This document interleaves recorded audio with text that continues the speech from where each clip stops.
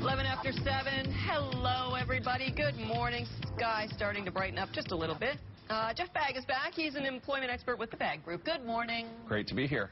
Good to have you, as always. And we're talking about professions you should start to consider into the next decade. These are going to be the hot areas where jobs will be available. So let's kick it off with the healthcare profession.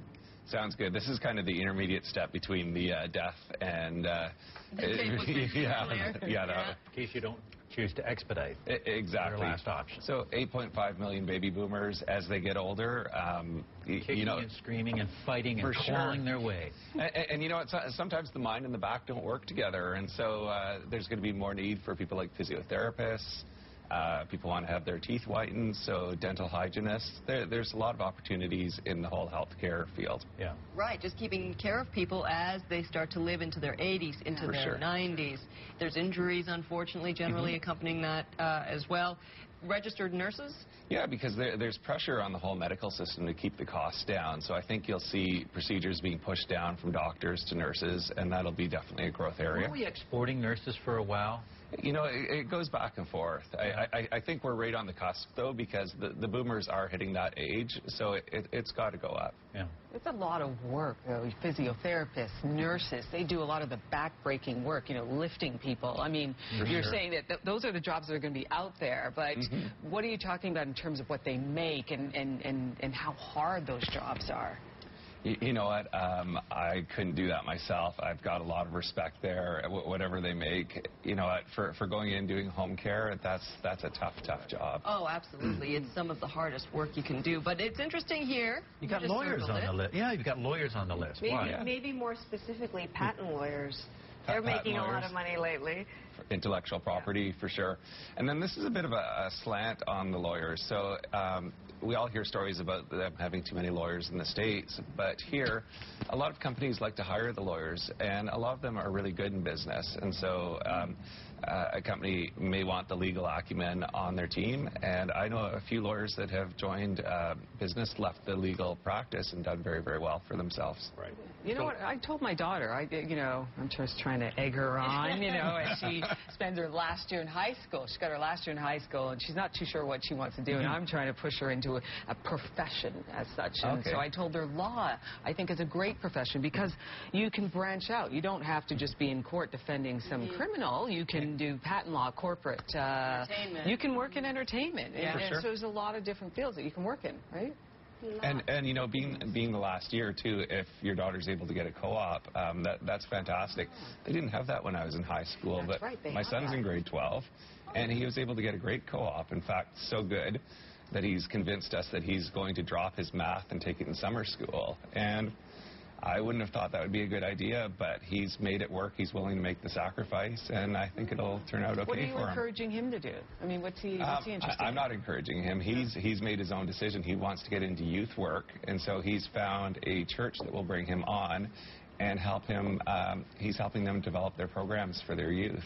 But to Rosie's point, a lot of parents, myself included, you suggest to your kids a lot the professions. How about a doctor? Make some money for me. Exactly. However, that means people overlook trades, and you can make a lot of money in trades. Very true. I mean, look at the construction going on in this city. Huge, and people overlook that, and there's definitely a demand for people. And I think what's happening is, you're right, the parents are pushing them in a certain direction, and the money can be made there. And you kind of have to plan that out, because my understanding, a lot of the trades require apprenticeships, so you kind of have to figure that out early. Geoff, how do you foreshadow jobs that don't exist right now, but will be very important in the future? You know, but 5-10 years ago, social strategist was not a job. For sure. So maybe not focusing on the job, but the skill set behind the job, because a lot of those haven't changed. So, for instance, you know, in going into IT, which is always hot, you know, one of the key areas there is business intelligence. So understand the marketing, the buying, purchasing patterns of people, how they interact with their friends.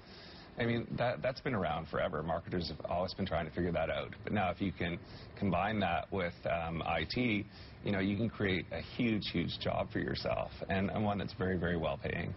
And you have I'm sorry. No, go ahead. I mean, a while back we were telling kids, you don't expect to go to work for one company and work for this company for, 20 years. For sure. Those days are gone. Definitely. So you're saying you can hedge your bets if you go into a profession and at least you've got the background, then you can specialize type of thing? Well, I think what I'd be saying, or the advice that I'd give for a lot of the young people is keep moving, keep doing something, whether it's internship, whether it's volunteer, whether it's even working a temporary job in a factory for the summer, but keep doing something, keep working, get the exposure, because a lot of people aren't going to have one job for a lifetime, so there's no sort of correct answer. There's a job that's right for you now, and then you can shift directions as the opportunity comes up. And you're saying left brain careers are going to be the careers of the future, so accountants and auditors. Yeah, there's more and more requirements for companies all the time as far as auditing, as far as different legislation coming in, different standards, and companies need to keep track of that. So more accountants and auditors. So much for cocktail parties. Just getting better. And a note about teachers. Teachers are staying in their jobs longer, so that's an area right now. As young people are coming out of school looking for that first job, they're having a really hard time. So the unemployment rate there is calculated about 24%. So people need to know that.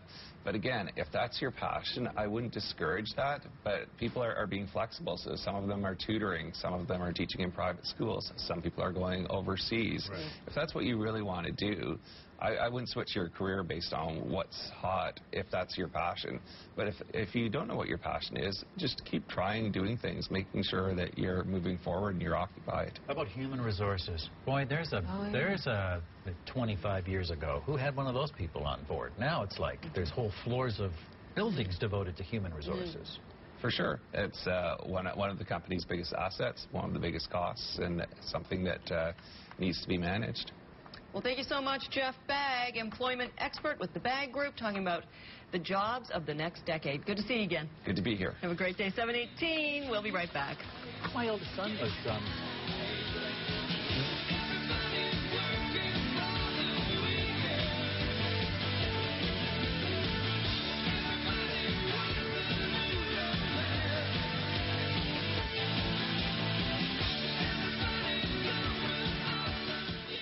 Tonight.